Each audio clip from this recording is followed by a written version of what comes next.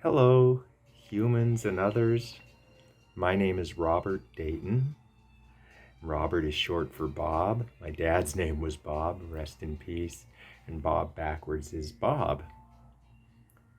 I'm pretty excited, quite, about the discovery that I made. Now, here's a caveat. I don't believe in absolutes, and I don't trust confidence men. But there's a high probability here that I found the origin of Twin Peaks, as it were. Now, it's a well documented fact that David Lynch was a regular at the Bob's Big Boy in Burbank. It's even on the Bob's Big Boy website. They have a David Lynch page. Big Boy restaurants were sprinkled all across North America with various names in front, such as Bob's, which is still there in Burbank. You can go there and eat a delicious meal with your family if you have one. Big Boy is the mascot. There's a great photo of David Lynch and John Waters flanking the Big Boy mascot. The Bob's Big Boy website lists some really interesting trivia. The character of Frank Booth from the movie Blue Velvet, as played by Dennis Hopper, was inspired by a customer at that Bob's Big Boy that David Lynch was privy to. David Lynch was there every day writing ideas down on serviettes, napkins. It's my Canadian coming out. And in fact, even had Laura Dern and Kyle MacLachlan meet there to see if there was chemistry for their roles in Blue Velvet. And there certainly was. A couple of years ago, I went to a record launch party for an album of rarities by the late Peter Ivers. I'm a big Peter Ivers fan. And there I met a man named Steve Martin, who told a few of us a story of how he introduced David Lynch to the band Devo.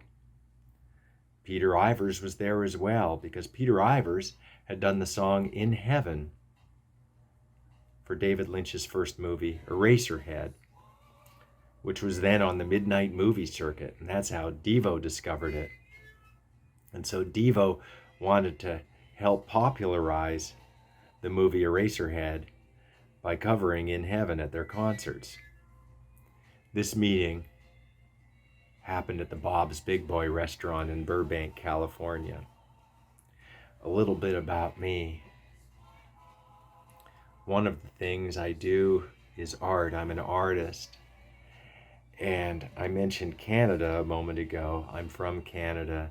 And back a few years in Canada, these artist friends of mine, Jason McLean and Mark Bell, were doing Big Boy art booklets, unofficial fan booklets, of which I was a contributor, because I also really love Big Boy and do eat there. Here's some drawings that I did, other contributors as well. One of my drawings of Big Boy Jr., as it were, character I made up, Big Boy's son, was reprinted in the book Nagadod, which was an interesting collection of Canadian psychedelia, a lot of the art booklets that were being made in Canada. It was put together by cartoonist Mark Bell. There's Big Boy Jr. So I love Big Boy, and I love comic books. And I discovered the work of Manny Stallman through a comic book old back issues I bought of a comic book called The Thunder Agents that came out in the 1960s. It was created by the legendary Wally Wood.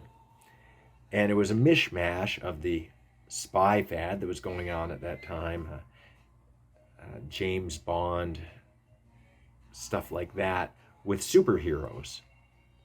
And various artists would draw the adventures of the Thunder Agents and their individual stories, including a character called the Raven. And a few of those were done by cartoonist Manny Stallman. Manny Stallman's style was unique. He didn't do the conventional superhero grid.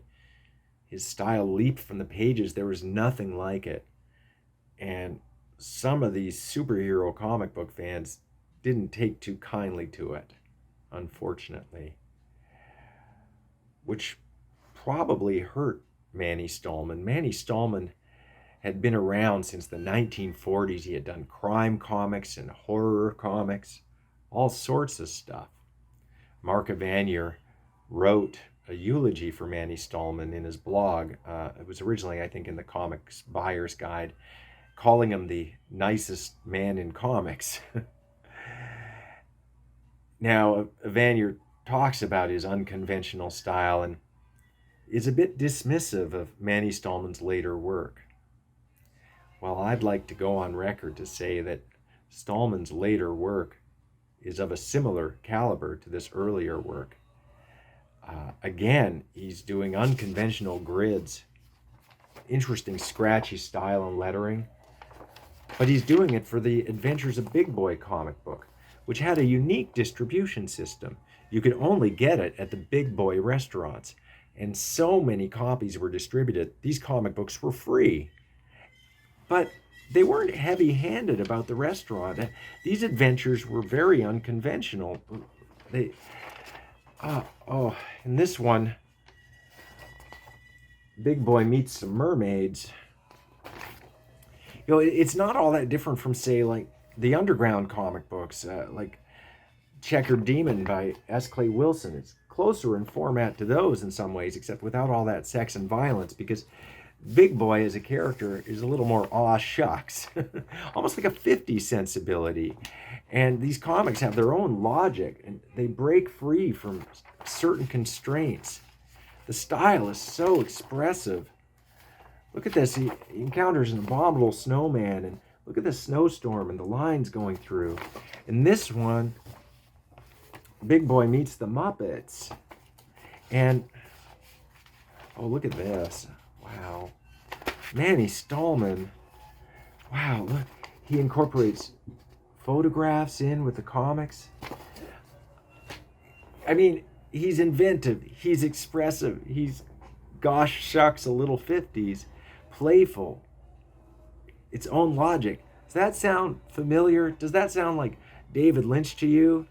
David Lynch hanging out at Big Boy restaurants, reading about Big Boy falling off the face of the earth, because the earth is flat in this comic. I mean, I would almost think that this would be, David Lynch's favorite comic, if you ask me, especially if he's hanging out every day at Big Boy. And I got a bunch of these in the mail recently, and this one in particular is what I've been leading up to. It's from 1986, just a couple of short years before Twin Peaks, the television show, started airing. And in this comic book, Big Boy's dog, Nugget, has a dream. And the dog, because it's a dog, dreams in black and white. And in the dog's dream, Nugget is taken away by an eagle to Twin Peaks. It's even mentioned by name, Twin Peaks.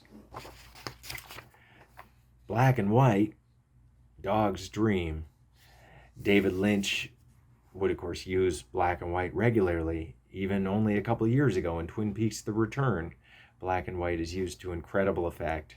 And in his earlier movies, dreams permeate Twin Peaks. Dreams are a big part of Twin Peaks.